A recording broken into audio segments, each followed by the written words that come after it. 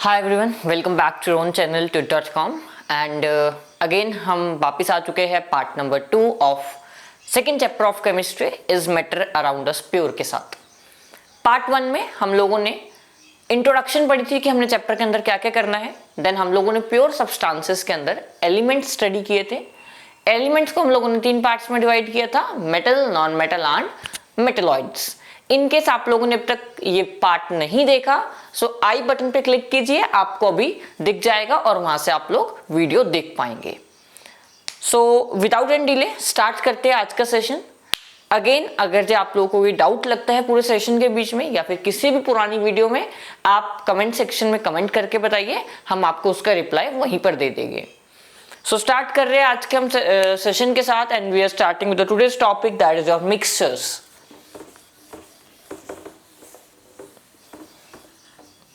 Okay, so the topic for the day is mixtures.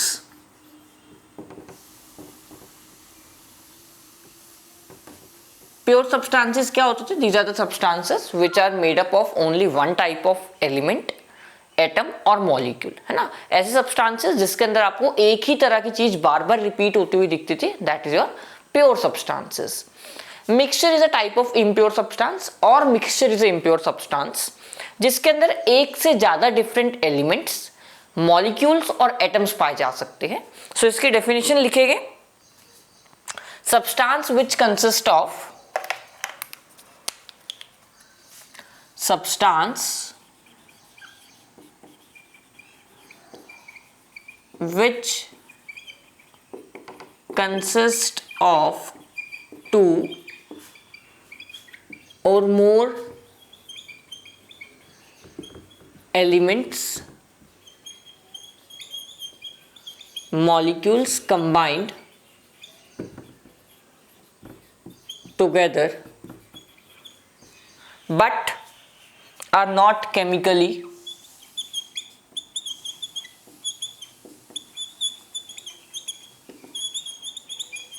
combined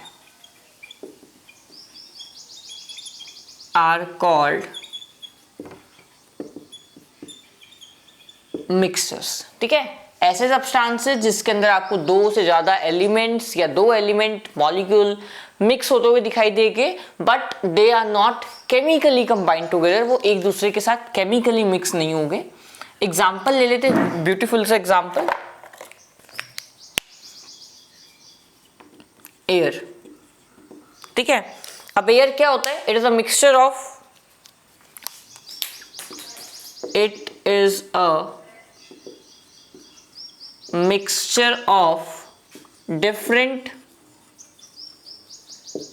gases like oxygen, sulfur dioxide, nitrogen, then carbon dioxide etc. तो क्या होता है, हवा के अंदर ये सारी गैसेस प्रेजेंट होती है बट क्या ये गैसेस आपस में रिएक्ट करती है? क्या ऐसा होता है किसी carbon dioxide, carbon monoxide oxygen के साथ मिलके कार्बन डाइऑक्साइड बना लेती है एयर में? ऐसा नहीं होता। ठीक है, सो क्या होता है कि जो भी एलिमेंट होगा वो अपने आप में इंडिपेंडेंट रहेगा, किसी के साथ मिलेगा नहीं और स्पेशली केमिकल तो बिल्कुल भी नहीं मिलेगा। ठीक है, फिजिकल मिक्सचर हो सकता है but chemically they are not mixed with each other. ठीक है, तो ये आप लोग यहां से समझ सकते हो कि एयर के अंदर बहुत सारी गैसेस होती है but they are separate of each other, वो आपस में सेपरेट रहती है, किसी के साथ मिक्स नहीं होती। अब हम कर रहे हैं प्रॉपर्टीज ऑफ मैटर के साथ।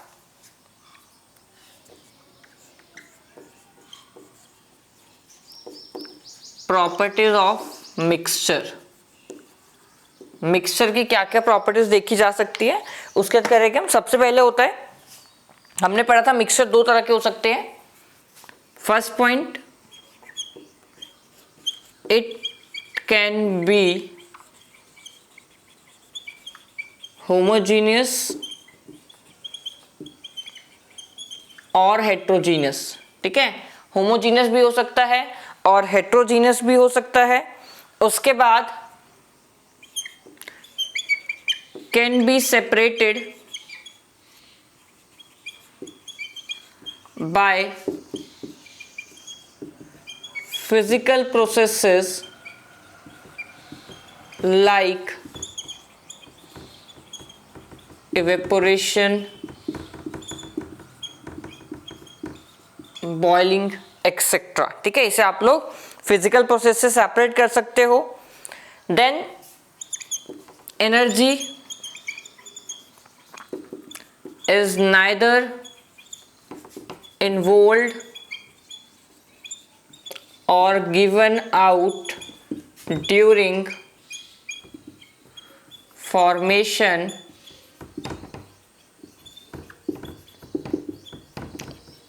Of mixture. मिक्सचर जब आप लोग बनाते हो उस प्रोसेस में आप लोगों को कोई भी एनर्जी के लॉसेस नहीं देखने को मिलेंगे। जितना मैटर आप लोगों ने मिक्स किया है इक्विवेलेंट वेट आपको उसके बराबर मिलेगा। सपोज अगर जो आप दो चीजों का मिक्सचर बना रहे हो, जैसे शुगर और सॉल्ट का मिक्सचर बना रहे हो, आपने 5 ग्राम शुगर ली है और 5 ग्राम ही नमक लिया है, सो जो मिक्सचर का वेट आएगा आपके पास वो 10 ग्राम आएगा टोटल। कोई भी लॉसेस नहीं देखे जाते, ना मास का लॉस होता है ना एनर्जी का लॉस होता है। And the last point is, जो प्योर सब्सटेंसेस थे उसके फिक्स्ड एमपी और बीपी होता था। इसकी बात करें, they didn't have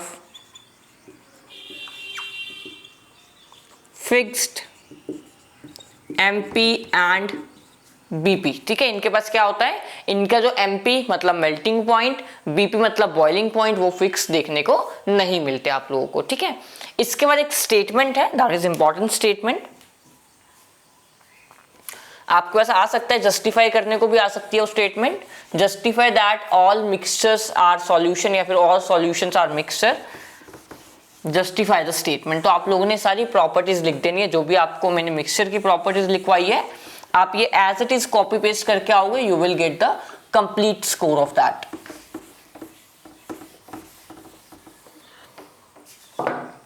so statement क्या है,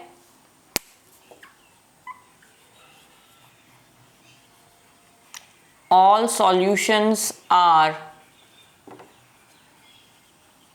mixers। ठीक है, ये जस्टिफाई करने को आ सकती है स्टेटमेंट, या फिर आ सकता है comment on the statement that all solutions are mixture. इसके बाद हम लोगों ने दो तरह के सॉल्यूशन करने हैं, one is your homogeneous and other one is heterogeneous mixture. ठीक है, so we will divide the page into 2 different half. एक तरह से डिफरेंशिएशन की फॉर्म में करते हैं हम लोग। ठीक है,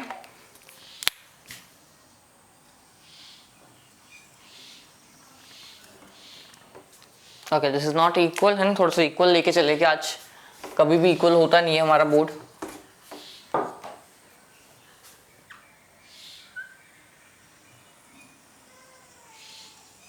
सेम्स लाइक इक्वल है ना, थोड़ा सा इक्वल होगा, कोई बात नहीं।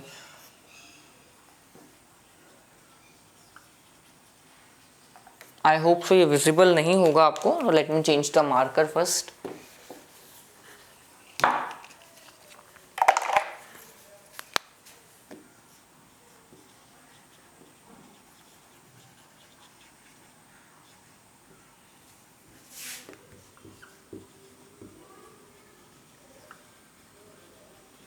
ठीक है, हम लोग होमोजीनियस और हेट्रोजीनियस को डिफरेंशिएट करेंगे on the basis of certain properties. और वो प्रॉपर्टीज क्या है, सबसे पहले हम लोग डेफिनेशन लिखेंगे इन दोनों की। The mixture in which substance are completely mixed together, the substance in which the mixture in which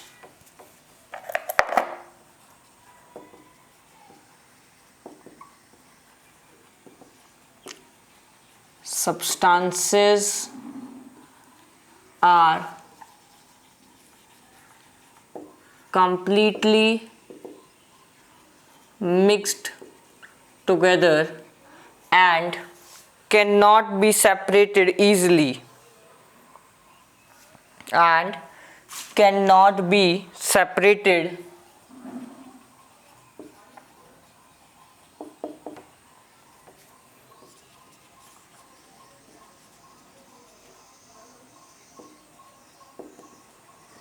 easily. ठीक है, ये डेफिनेशन होगी आपकी होमोजीनियस मिक्सचर की। और अब हम हेट्रोजीनियस की लिखेंगे। The mixture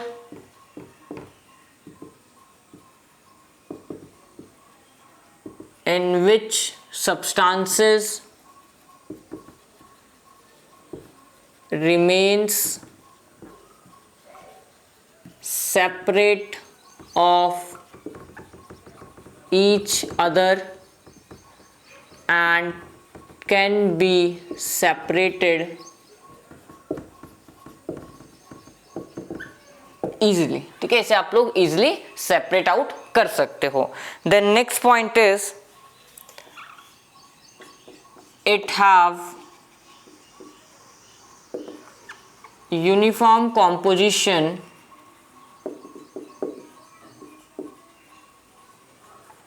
throughout the mixture. ठीक है, पूरे मिक्सचर में सपोज अगर जो आप लोग वही एग्जांपल ले सकते हैं, हम पानी का ही एग्जांपल लेके, सपोज अगर जो आप समुद्र का पानी लेते हो तो समुद्र का पानी क्या होता है, नमकीन होता है. सो आप कहीं से भी पानी को उठाओगे आपको पानी का टेस्ट सेम मिलेगा, जो उसकी सॉल्टीनेस होएगी वो हमेशा सेम रहेगी, वेरी नहीं करेगी. सो यहाँ से प्रूव होता है कि होमोजेनियस मिक्सचर क्या होते हैं, उनकी कॉम्पोजिशन सेम रहती है, यूनिफॉर्म रहती है. The composition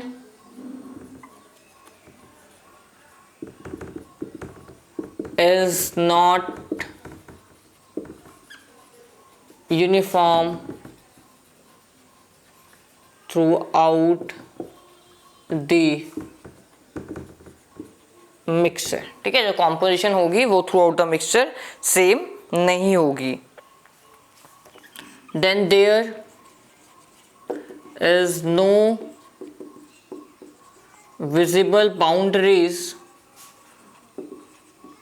of separation. ठीक है, कोई ऐसी आपको अलग से चीज नहीं दिखेगी जो कि दो चीजों को सेपरेट करती हुई दिखाई देगी. जैसे अगर हम शुगर और सॉल्ट सॉल्यूशन की बात करें, आपने पानी में नमक और चीनी घोल दी, तो क्या आपको ऐसा दिखता है कि इतने से पार्ट में नमक है, इतने से पार्ट में चीनी? ऐसा नहीं होता है ना, सारा कुछ मिक्स हो जाता है और आपको पता नहीं चलता कौन सी चीज कहां पड़ी है. बट यहाँ पे क्या होगा, there are visible boundaries of separation. जैसे अगर जो आप लोग ऑयल और वाटर को मिक्स करते हो, पानी में तेल डालते हो, तो क्या होता है कि तेल ऊपर आ जाएगा, पानी नीचे चले जाएगा, और अगर जब ध्यान से देखोगे तो एक लेयर बन जाती है बीच में जो कि दोनों सरफेसेस को डिफरेंशिएट करती है. तो यहां से वो चीज प्रूव हो जाती है. उसके बाद नेक्स्ट पॉइंट हम लिखेंगे,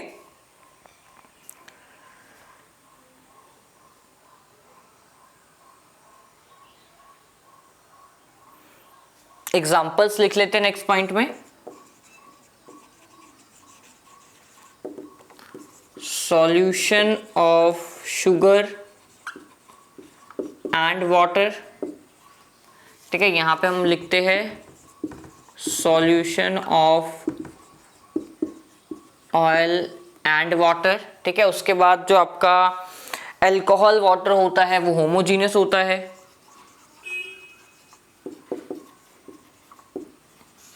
ठीक है, और इसके अलावा हेट्रोजीनियस का अगर एग्जांपल बोले तो हम लोग एलॉयज जो होते हैं आपके, दे आर होमोजीनियस मिक्सचर, है ना. जितने भी एलॉयज होते हैं they are all homogeneous. Alloys मतलब it is a mixture of metal and non metal. ठीक है, alloy is a mixture of metal and non metal also. So उसे हम लोग कहते हैं. और अगर जब हम एग्जांपल बात करें यहाँ पे, सैंड प्लस शुगर कुछ भी बना सकते हो आप. ठीक है, तो ये आपके हेट्रोजीनियस हो जाएंगे. So this is all about your homogeneous and heterogeneous mixtures. दोनों का डिफरेंस इंपॉर्टेंट है, पेपर में आने की संभावना बहुत ज्यादा है. सो प्लीज ये पढ़ लीजिएगा, याद कर लीजिएगा. नेक्स्ट हम लोग एलॉयज के बारे में थोड़ा सा पढ़ेंगे. कुछ एलॉयज आपके सिलेबस में गिवन है, so we will start with that only.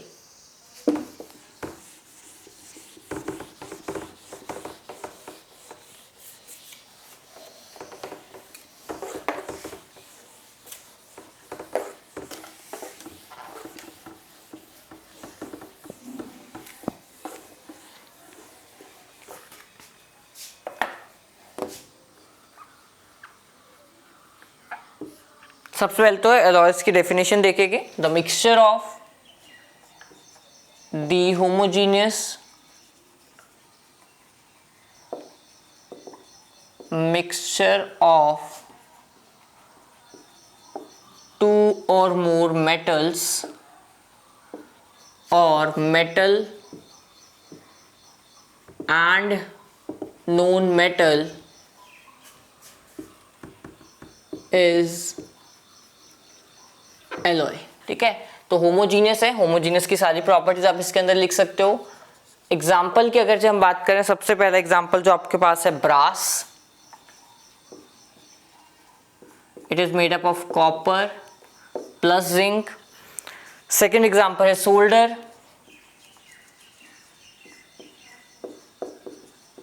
Lead plus tin. उसके बाद आपके पास है स्टील,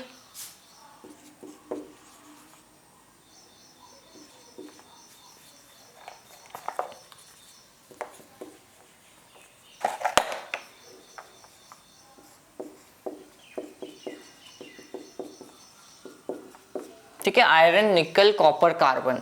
तो ये आपके पास आ सकता है क्वेश्चन। अगेन एलॉयज का क्वेश्चन इंपॉर्टेंट है, व्हाट आर एलॉयज, और एलॉयज होमोजीनियस क्यों होते हैं, तो आपको वो सारी होमोजीनियस की प्रॉपर्टीज लिखनी पड़ेगी, क्योंकि यहाँ पे कोई विजिबल बाउंड्री ऑफ सेपरेशन नहीं होती। ठीक है, आप इजिली सेपरेट आउट नहीं कर सकते, through out the composition same रहती है थ्रू आउट द मिक्सचर। तो आप लोगों को ये प्रॉपर्टीज एलॉयज की लिखनी पड़ेगी अगर जे इनकेस क्वेश्चन आता है।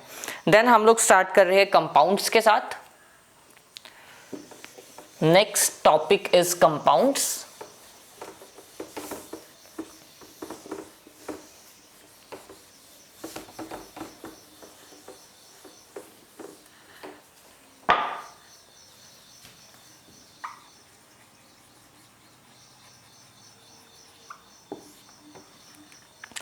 So compounds क्या होते हैं? Substances which are made up of two or more elements chemically combined together.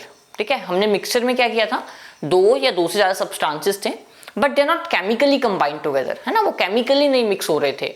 But compound क्या होता है, अगर से कोई दो चीजें रिएक्ट कर रही है, मिल रही है और कुछ नया बना के दे रही है आपको, केमिकली मिक्स हो रही है वो, so that is known as compound. ठीक है, डेफिनेशन लिखते हैं, to or more substances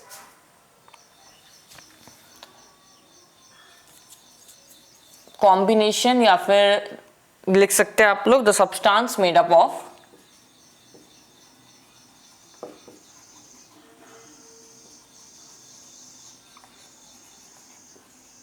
to or more substances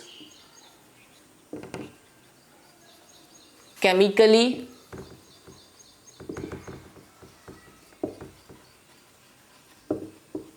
combined together, two or more substances chemically combined together in a fixed ratio or proportion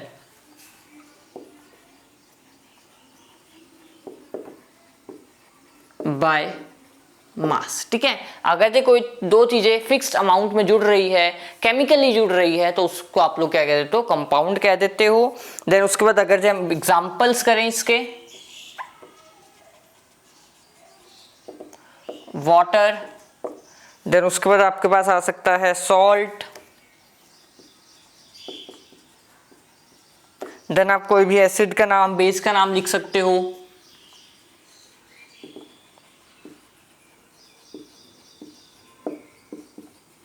ये basic salt होता है एक। ठीक है, सो तीन तरह के कंपाउंड्स आप लोगों ने स्टडी करने होंगे, जो कि हम जस्ट अभी नाम स्टडी करेंगे, rest is not in part of your syllabus. ठीक है,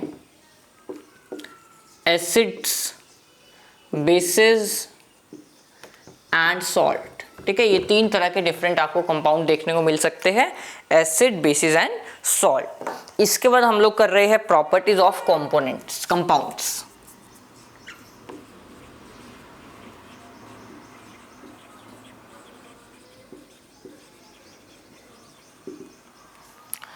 सबसे पहले तो देखा जाए, क्योंकि ये केमिकली कंबाइंड टुगेदर है, तो ये फिजिकल मेथड से सेपरेट नहीं हो सकते। ठीक है, so they can not be separated,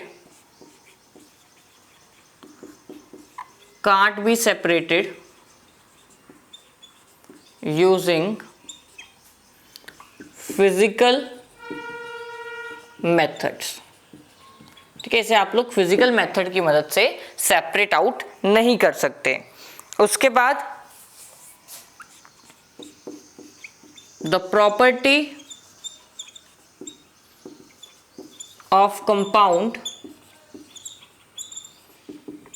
is different from constituent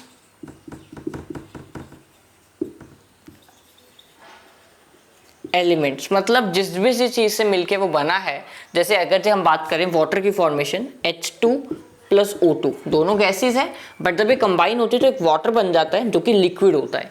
तो जो प्रॉपर्टीज होगी आपके कंपाउंड की वो उसके कॉन्स्टिट्यूएंट एलिमेंट मतलब जिसको मिला के वो चीज बनी है उससे बहुत ज्यादा डिफरेंट होगी। उसके बाद जो कॉम्पोजिशन होती है वो फिक्स्ड रहेगी, composition or proportion of constituent elements will be always